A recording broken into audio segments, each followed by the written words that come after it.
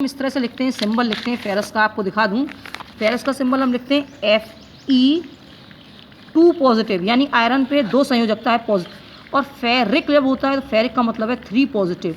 तो जो वैलेंस जिसके अंदर संयोजकता कम होती है, देखिए संयोजकता को कभी भी प्लस माइनस में नहीं बोलते, यानी वैलेंसी को कभी भी प्लस माइनस में नहीं बोलते, ऑक्सीडेशन स्टेट को प्लस माइनस में बोलते। जब हम वैलेंसी बोलेंगे तो आयरन, इसको फेरस को कहेंगे, फेरस की वैलेंसी 2 है और फेरिक की वैलेंसी 3। वैलेंसी हमेशा नंबर होती है, पॉजिटिव या नेगेटिव नहीं, ठीक है। जैसे मैग्नीशियम की वैलेंसी भी 2 है, क्लोराइड की वैलेंसी 1 है, ठीक। और नेगेटिव में जाइए तो ऑक्सीजन की वैलेंसी भी 2 है, ऑक्सीजन की वैलेंसी भी 2 है, आयरन की वैलेंसी भी 2 है। पर ये अगर ऑक्सीकरण अवस्था की बात करें, ऑक्सीडेशन स्टेट की बात करें, तो ऑक्सीजन का ऑक्सीडेशन स्टेट जो होता है वो -2 होता है, आयरन का +2। अभी इतने डेप्थ में नहीं जाओ, हमें आपको जब समझाना है बस उतनी बात करते हैं आगे। तो बेटा ये क्या है आपका, ठीक है। तो हमने क्या बताया आपको कि ये क्या हुआ, फेरस सल्फेट। फेरस इसलिए कि सल्फेट की वैलेंसी 2 है और आयरन की, तो इसके कुछ नहीं लगाने की जरूरत, फेरस सल्फेट। तो क्या बना, फेरिक ऑक्साइड। फेरिक देखिए आयरन की वैलेंसी 3 और ऑक्सीजन की वैलेंसी 2, इसलिए हमें सूत्र ऐसे लिखना पड़ा Fe2O3। क्योंकि बेटा जो देने वाला जितना मौजूद है, लेने वाला भी तो मौजूद होना चाहिए। ऑक्सीजन 3 है, यानी 3 को कितने इलेक्ट्रॉन्स चाहिए अपना ऑक्टेट पूरा करने के लिए, 6। और एक आयरन तो भैया कितने दे रहा है, 3 दे रहा है। तो 2 फेरस जो 2 आयरन होंगे तब देंगे 6। ऐसी SO2 और SO3, इसे कहते हैं सल्फ्यूरस गैस और इसे कहते हैं सल्फ्यूरिक गैस।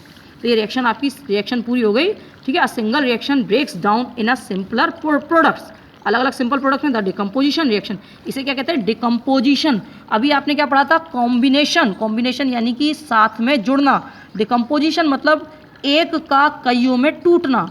एक का यानी मुट्ठी जैसे बंद है, इसे खोल दो, दैट इज कॉल्ड डिकम्पोजिशन। यानी किसी एक चीज का टूटना, दैट इज कॉल्ड डिकम्पोजिशन। यानी बड़े घटक का छोटे छोटे घटकों में टूटना, दैट इज कॉल्ड डिकम्पोजिशन। समझ गए बच्चों। तो यार डिकम्पोजिशन ऑफ कार्बन कार्बोनेट और calcium oxide and carbon dioxide on heating is an important, यानी कैल्शियम कार्बोनेट है, ये भी डिकम्पोज हो रहा है हीट करने पे, किसमें, कैल्शियम ऑक्साइड में और कार्बन डाइऑक्साइड में। तो बेटा डिकम्पोजिशन क्या है, decomposition is an exothermic reaction, जिसमें आपका कोई भी प्रोडक्ट जो है 2 या 2 से अधिक चीज़ों में टूट जाता है। अब हम एक्टिविटी पे आ जाते हैं। तो ये देखिए, take about 2 gram of lead nitrate. तो लेड नाइट्रेट का बेटा मैं आपको सूत्र बताती हूँ। लेड नाइट्रेट का आपके इधर भी दे रखा है, तो आपको मैं बताऊँ, लेड नाइट्रेट होता है PbNO3, ठीक है, PbNO3। और ये ट्वाइस, इसको ट्वाइस क्यों किया, क्योंकि नाइट्रेट का 2 है, लेड पे वैलेंसी, नाइट्रेट की वैलेंसी 1 होती है, लेड की वैलेंसी 2 होती है, तो पूरे को हम ट्वाइस लगाएंगे, ठीक है। नाइट्रेट का सूत्र होता है NO3-1 और लेड क्या है, Pb2 पॉजिटिव। तो क्रॉस कॉम्बिनाइट करेंगे ना, फॉर्मूला बनाने के बनाते हैं ना, ये पॉजिटिव और नेगेटिव को हटा देते हैं जब हम संयोजकता की बात कर रहे हैं, ठीक है। पॉजिटिव और नेगेटिव को हटा दिया, ये नहीं लिखेंगे, तो आपको क्रॉस मल्टीप्लाई करा तो फॉर्मूला यही तो बनाते हैं, ऐसे ही तो बनते हैं। तो बनता है PbNO3। पीवी को हमेशा पहले, यानी पॉजिटिव वाली चीज़ को हमेशा पहले लिखते हैं और नेगेटिव वाली को हमेशा बाद में लिखते हैं। तो अब देखो आपको बेटा ये समझो, take about 2 gram lead nitrate powder in a boiling tube, hold the boiling tube with a pair of tongs. Tongs यानी पकड़ने वाला जो होता है, चिमटा उसे कहते हैं। And heat it over a flame, ठीक। व्हाट डू यू ऑब्जर्व, तो ये क्या करोगे आपने, देखो ऑब्जर्व क्या करोगे, ऑब्जर्व ये करोगे, देखो ये चीज़ निकलेगी, एक गैस निकलेगी, उसके ऊपर आप माचिस की तीली लेके जाओगे तो वो और तेज जलने लग जाएगी।